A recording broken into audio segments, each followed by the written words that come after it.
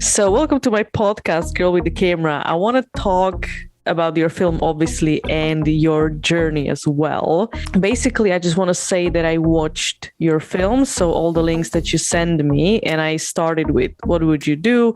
Then I went into Coffee and Hi John. And Hi John is the recent one. And when I compare it with, for example, with What Would You Do? I'm like, my head is exploding. Like, this is the next level. So can you tell me the progress was happening because you had bigger budget or more experience? Do you know what? It's a hard one. It definitely wasn't budget because it's all like kind of self-funded, and we've got a group of us that come together and co-produce the material. It was the intention to get better and better on each one. So each time we make a film, it's like, all right, how are we going to outdo that one? It needs to look better than the last. It needs to, not just look better, but it needs to be a step up. So actually the order that you watched it in, that was perfect. That's actually where it was meant to be. Like, we just recently released Coffee. Hi John's still very much doing the rounds in the festival circuit. So yeah, that was always the plan for that to happen. And why I said it was a weird one, because I always knew the potential. When you embark on a filmmaking journey, you know what you can do. You critique other people's work. That's just life, right? A film comes out, you critique it. And I guess in the beginning of the filmmaking journey, it's like, yeah, I know what I can do. I know I can, to the level that we can do. And it's just about kind of putting your money where your mouth is, right? And just getting into the swing of things. So yeah, that's, in that sense, that's why I was like, yeah, it's a weird one to answer. But yeah, it's, for Hi John, we definitely had a better equipped crew, because What Would You Do was definitely kind of run and gun. Mm-hmm. That was a journey in itself, it taught us a lot, but it was more structured, more organized. Yeah, definitely a learning process. Part of the reasons also, I think the way the crew's been put together, it's also a progression of crew and people. So a lot of the people we're working with, I guess, on What Would You Do, once they do roles, that they perceive the ones they do, and then as we move forward, you're like, oh, I'm better at doing this instead. So they move to doing something else better at, which is also impacts on the quality on screen as well. Obviously, we did learn, and also the part of that is like all of us learning each other's languages as well. Like working with and him working with me, we both speak different languages, and we have to have some sort of common ground in terms of what we're talking about. Because I remember at one point on What Would You Do, I think we had an argument for about 20 minutes about where to put a light. Because 4 people were speaking completely different languages in terms of understanding each other with very, very much different languages. I have to say that some parts of that film was so funny, I couldn't help myself. I think you know exactly what I mean when that girl just sits down and starts doing her job. You gotta go, right? That was brilliant. Yeah, absolutely off topic. Anyway, so how did you meet? How the collaboration started? Because you worked on more films together now. So actually, for Lee and I was looking for a colorist for a music video that I had shot. And it was, what do they call it? Casting, the crew side of Casting Call Pro, whatever that's called anyway. But yeah, so I put an ad out and Lee responded. And we just started working on this particular music video. And he did an amazing job. Like the color on it. Even now I watch it and I'm just like, yeah, beautiful. And talking about language, Lee kind of understood me, because it was in the beginning, I'll be like, look, I want to look cinematic. I know how that sounds. It's not very specific. I know that's not very helpful to you, but I'm sure you know what I mean. And so even now, it's funny because even so far down the line, that's the shorthand. I'm like, cinematic. And he's like, okay, cool. So yeah, that was quite a few years back. Probably, I can't really put a year on it, but And What Would You Do was actually the first film production that we kind of worked on together. So even the role, like I said, it was so run and gun. Like roles weren't even necessarily properly defined. But he helped DP on that. And yeah, just from there, it's just having those conversations about just wanting to produce work, having like-minded people around you, and just saying, look, let's just do it. Do you get what I'm saying? Like the budgets may not be there, but all right, cool. What can we bring to the table? And it's often like we've got individuals around us with such different skill sets. Do you know what? I saw your last show. I can't remember the gentleman's name who you were interviewing, but the most recent one you put out. And you asked them a question about having so many roles in the feature film. And it was just like, yeah, what you're saying, that's exactly it. It's, you know, if you don't have the luxuries of having the big budgets, you just got to get on with it, do what you can, and yeah. So Lee, anything to add on the collaboration? It's like you understand the language, like make it look cinematic. You had no problem with that. Yeah, yeah. It's interpreting someone's language. Like I worked with quite a few directors, and every time you speak to any DP at any level, talking about directors and people working with the same thing, every director is different. You have to interpret their language, and it's John's quite straightforward in what he wants. At the start, he was very straightforward, but I might not always understood what he was talking about. But then, because he never really changed his mind, it was he knows what he likes. So it's easy because then I'm only interpreting a language in one way and not having to think. I'm not thinking one thing and 5 things come out the other end. I'm like, he wants this. I'm going to do this, and then he should like that. So it's in terms of that. 'Cause I work with some directors who like make it green. No, make it like half green. And make it green but orange.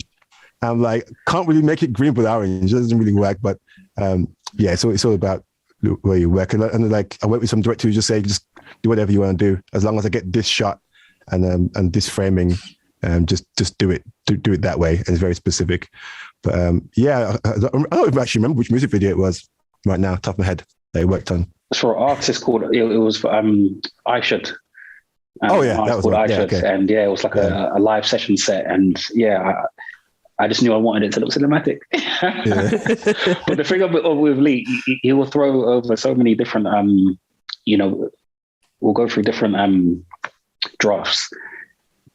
But when he gets it right, he gets it right. Do you get what I mean? And then, like, he'll get that call, and I know he's probably anticipating, thinking, what's this round of changes he wants now? And I'm like, yep, that's it. Really? Yeah, that's it. All right, cool. Do you ever like, maybe argue is a strong word, but there's a healthy, I know DP and directors who really argue, but it's kind of like a love thing. So are you very calm on the set, or do you have your arguments in a way, or maybe inputs? You want to answer, Lee? It's all inputs. Like no one's ever wrong until we're never wrong. It's just your opinion, and does that serve the time we have to finish making the film?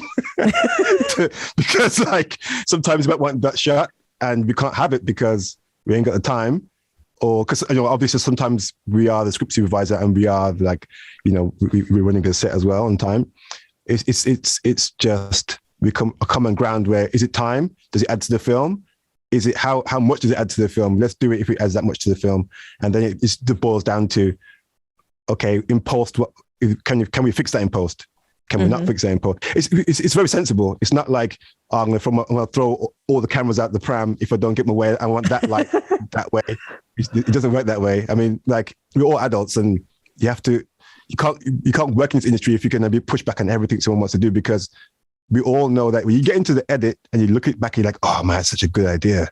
You get that so many times when sometimes you're like, oh, I'm just going to, and it bites you in the ass as well sometimes, because you're like, I'm just going to put it on my shoulder and shoot this shot. And because you're not into that shot, you cut early and you walk off and you're like, man, I wish I held that for 5 more seconds. And I got told to hold it for 5 more seconds, but you're not into it. So it's a thing where you have to take what the person's saying and not love it, but you have to just do it because they want it for a reason, and you want another reason till you get into the edit, right? So, or the grade even. Yeah, I'd say we got a healthy communication channel. And I think that's probably maybe our personalities. Like none of us are kind of hotheads or like, so we communicate respectfully. But yeah, I think we're clear with each other. And it's odd because you don't always find this with everyone. So this is, like I said, from day one, we just found it was just there. Do you know what I mean? It was easy enough to work with each other. And he'll tell me when something's impossible. And that sometimes that's my final question. I'm like, look, you're telling me it's not possible, or it is possible, we don't have time, or do you know what I mean? And it's that clarity I want. And if I know that it's impossible, all right, cool, let's move on. If it's all right, cool, we're running out of time, all right, get one more type of thing.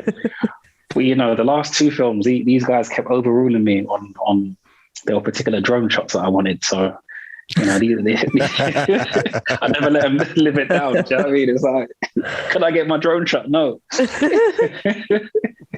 How difficult was it to act and direct at the same time? So that was a challenge that I set myself. So for what would you do? That was a lot of people say, "Oh, you can't do it," and I was like, "Actually, I want to try it." Of course, I can't do it. Like, you know, nothing's impossible. So it was difficult. It's difficult when you don't have a budget. And that's where, like, you see a lot of these Hollywood stars being able to do it. It's because you got the budget. So where my head may be still in producing mode, or it might still be in, again, director mode, I could feel at times that the acting may suffer. So it presented as challenges, but I still enjoyed it. I enjoyed it enough to kind of go on to hire John and do it again. But with that one, I co-directed it with a director called Cinita Monero. And yeah, we just found our way of doing that. So obviously the scenes I was in, she took charge of, and all the scenes that I was able to kind of, that I weren't in, that was my department. But yeah, it was even being able to let go and just say, all right, run it. Because, you know, there's Lee and I always say, all right, cool, tomorrow shoot day, when you're in actor mode, don't worry about this and that. But people are still coming to set and asking me, yo, Jordan, where does this go? I'm like, oh, ask someone else, isn't it? So yeah, it definitely provides challenges, but I enjoyed it. And I'll keep on mixing and matching, you know, like some productions are just full behind camera, some will be solely in front, but yeah, it just kind of depends. But yeah, I enjoy it. What do you enjoy more?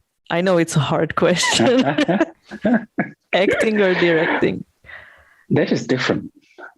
I know that seems like a cop out of an answer, but no, seriously, they're different. Acting will always be my love. You know, I've done that since a kid. So with acting, you get to kind of express there and then, whereas directing, you are expressing, but it's building a vision. It's like a puzzle. You're putting everything together and orchestrating, and in the end, then you're like, all right, it's all come together now. It worked. Whereas acting, you're in the moment. You're recreating reality there and then. So you're listening to that director direct you into their vision, and you kind of, that kind of push and pull is a beautiful feeling. And even if you take it into like acting for theatre, that's even much more of a feeling, you know, performing live. Wow, the instant feedback is when you got like a lively crowd, like it's a beautiful thing. There's nothing like it. So yeah, they're two very different things. So Lee, I want to ask you, do you have any advice for someone who wants to become a cinematographer? So what would you say to them? Like, if you want to be really good, like in terms of studying or research or just practice, or even like being physically fit? I would say, now I'm older, take your health very seriously, because, you know, at indie level, you probably, it's a very long answer, sorry. At indie level, you probably have like a DSLR, you're hand holding and you're running around and you're maybe in 25 or something. But if you start, you will eventually get bigger cameras, start doing other stuff, and you will have heavier packages, and not necessarily have like an easy rig all the time or a Fisher Daley.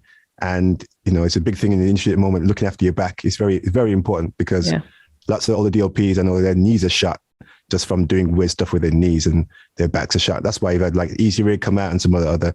I shouldn't say that. There are other companies that make support gear that's very good. So I'd say, first of all, look after your health. After that, it's just about just be what you say you want to be. When I say that, I mean, if you want to be a cinematographer, go and try and be one, or just be one. Like I remember, what's it called? My wife said to me something about imposter syndrome recently. When I said to her, so I turn around on set. Sometimes I'm like, did I just say that? Actually, know what I'm doing?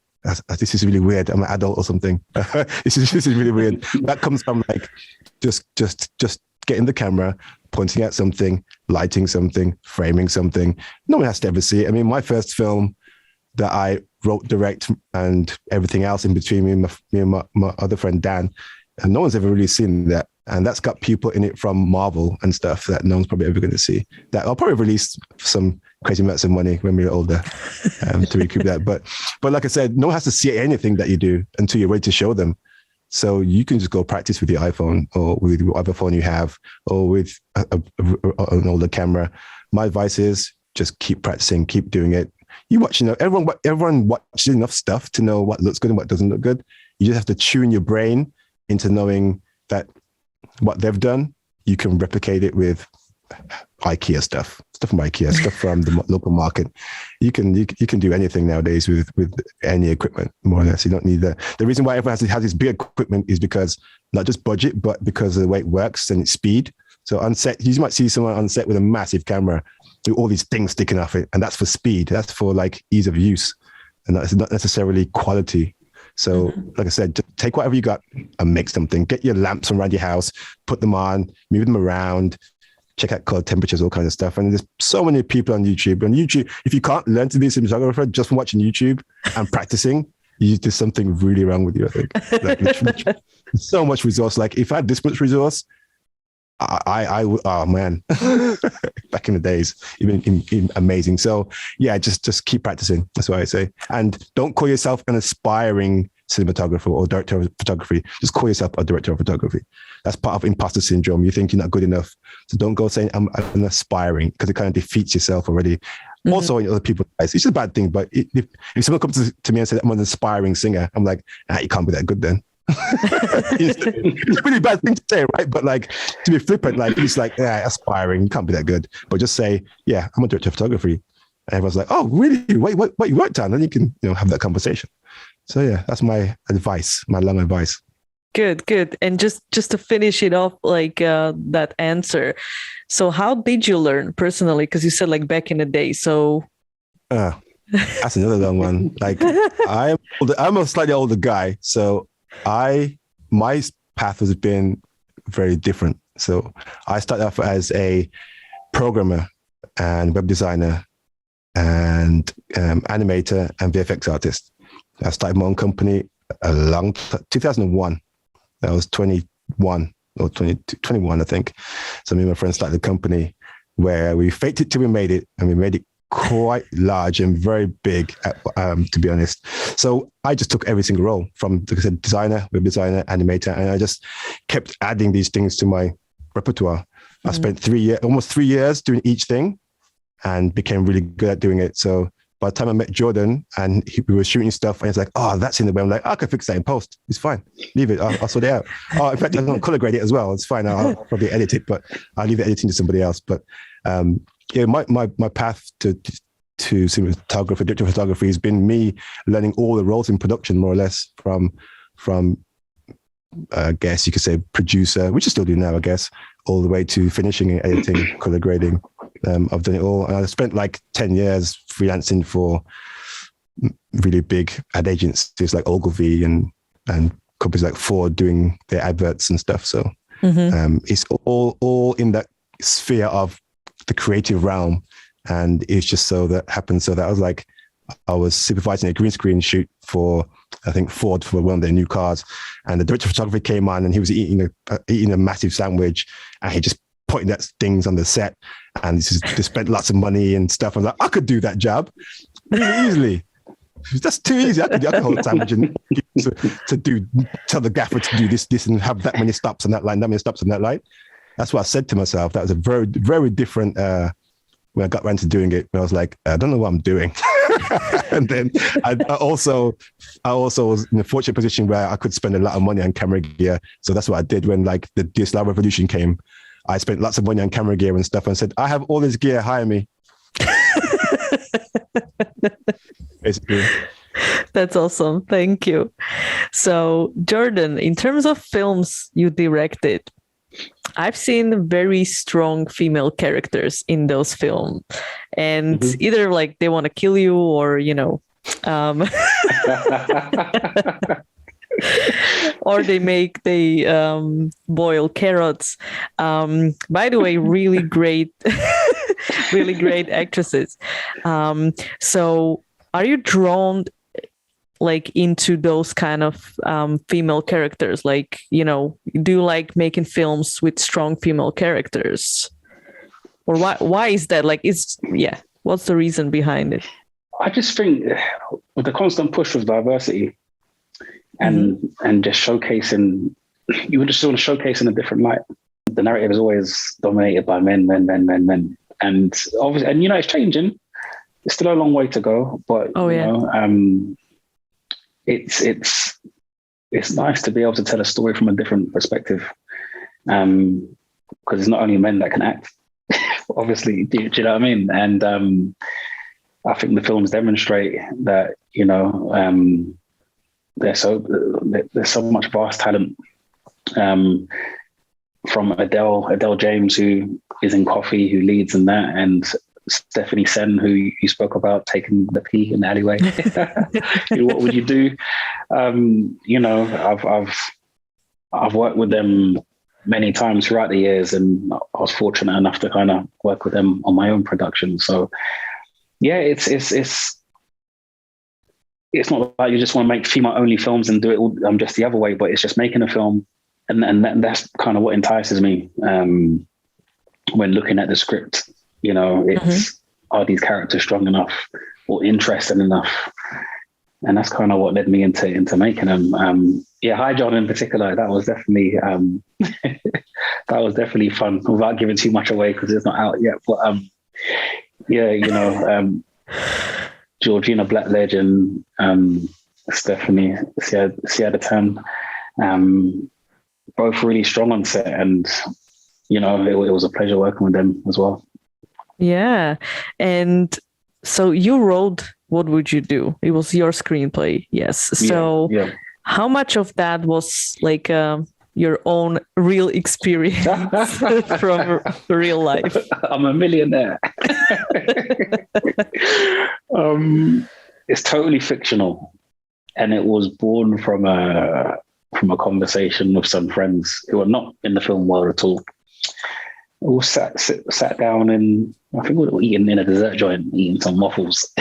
And it was just this scenario. Yeah, what would you do if he found a bag, and and it was more from a moral angle. And there were so many different answers, and some people say, no, I'd walk right past it, and other people getting accused, no, liar, you definitely wouldn't do that. And so it's like, oh, actually, you know what, guys, I'm going to make a film about this. And like I said, they're not from the world, so it's just like, oh, really? And I get chatting to Lee and a bunch of them and say, look, I got the script. It's very simple to do. It's not, do you know what I mean? It's not going to be simple. That's always the mistake of a word to use.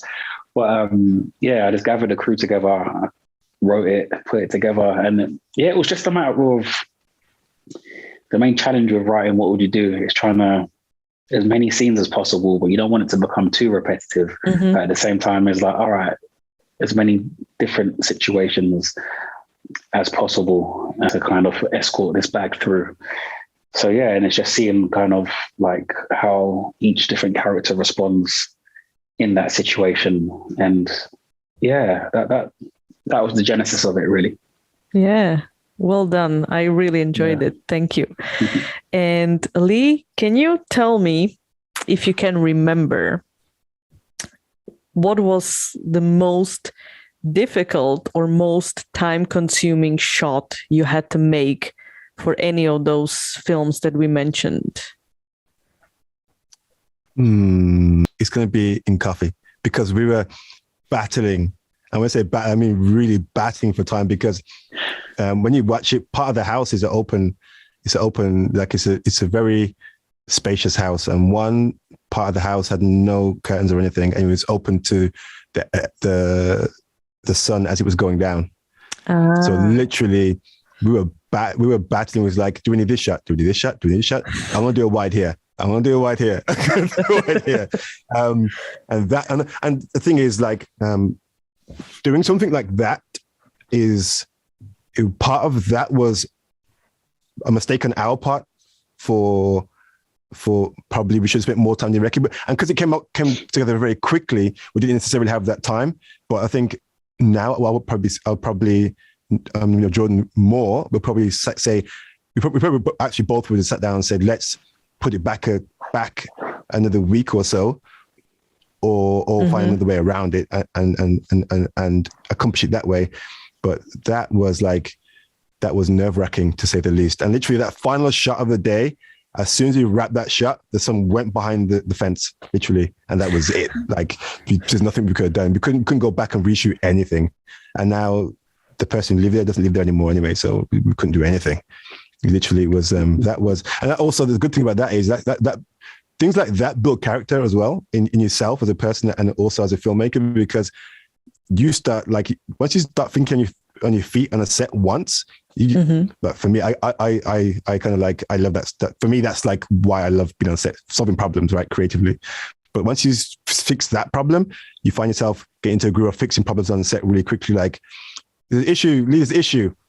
Shout out all there, and it's fixed, but you know what to shout, right? Like, it's that kind of thing. It's like, if you come against any obstacle, don't panic. Try not to panic, guys. Just stay calm.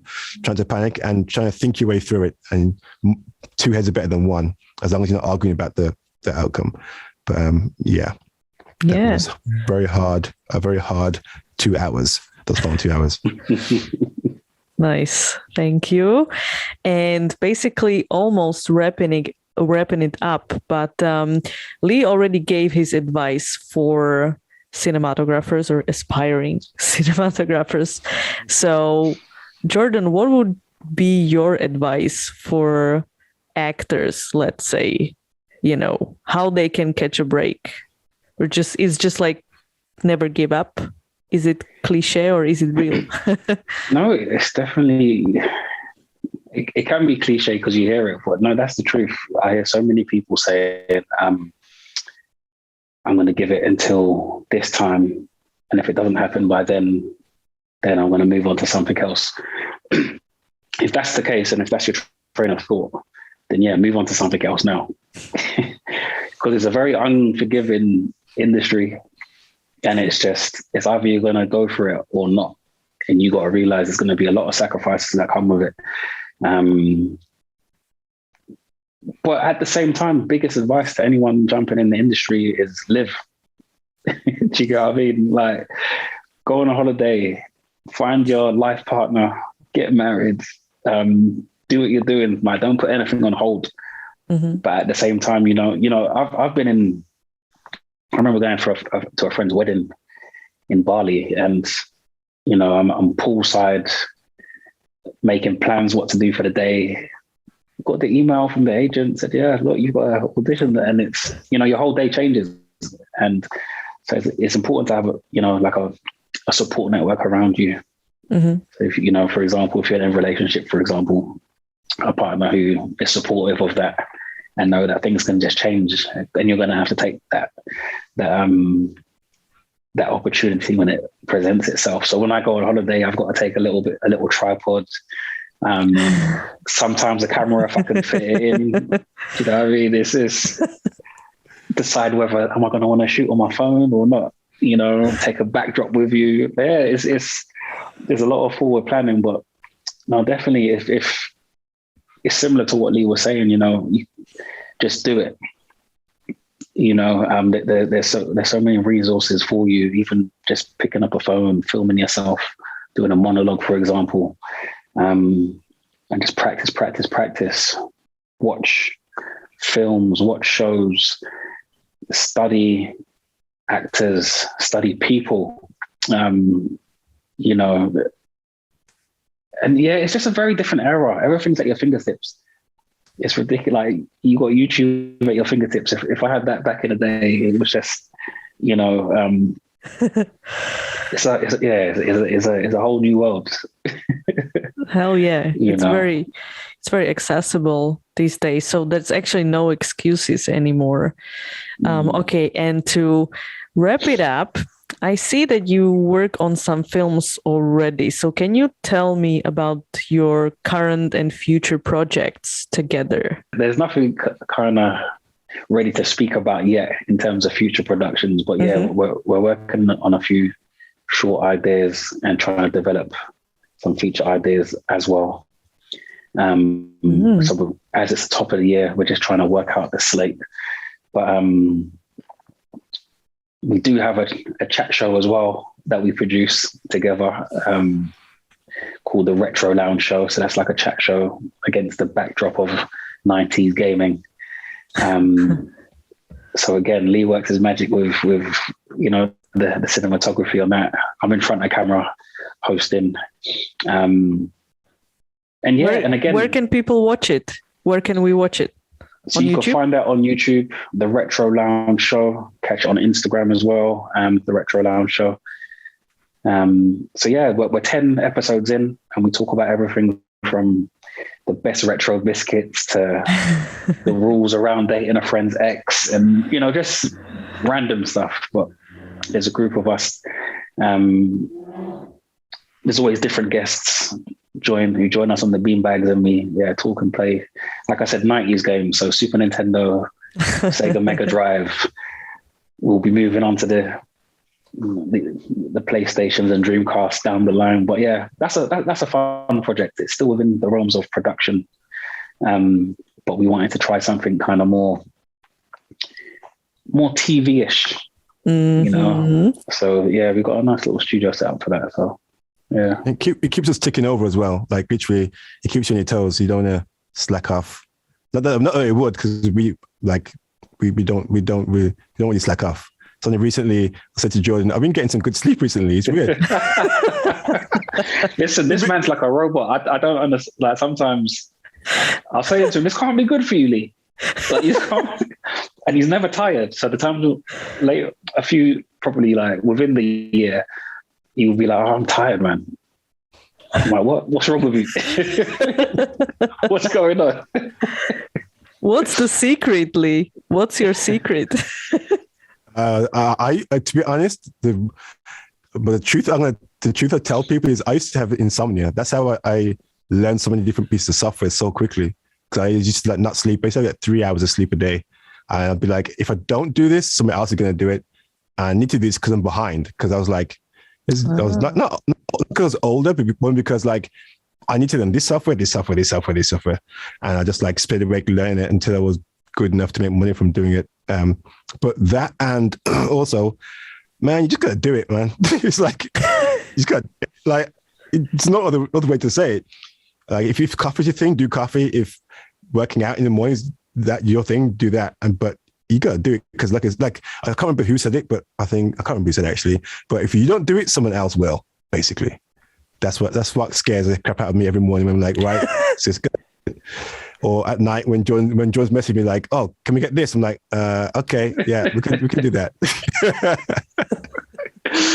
No, literally, his work is. I gotta like say that about Lee. His work ethic is insane, and again, that's part of it's rare to meet someone like where you just kind of gel. So, sometimes it is the balance between respecting boundaries and family time and stuff like that. But sometimes I'll send a message. If I get the response, I'll be like, "Can you talk?"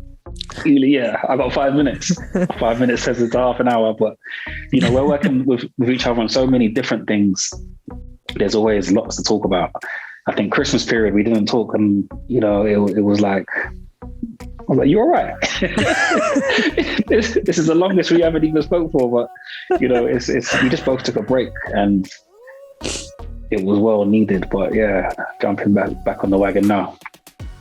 I think the joke about that time was Jordan's number wasn't at the top of my call list. I had to scroll to find his name and scroll backwards.